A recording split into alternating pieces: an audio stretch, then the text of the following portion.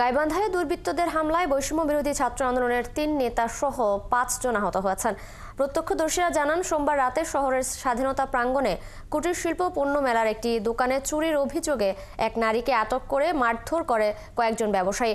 এ সময় বৈষম্য বিরোধী ছাত্র আন্দোলনের সদস্য আসাদুজ্জামান মিয়া তাকে মারধরের পরিবর্তে থানায় দেওয়ার পরামর্শ দেন।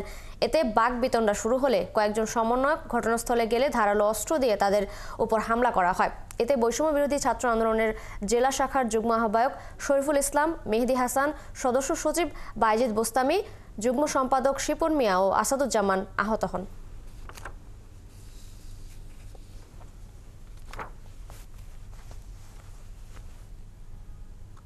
মহিলাকে এইভাবে তো পিটানো ঠিক না।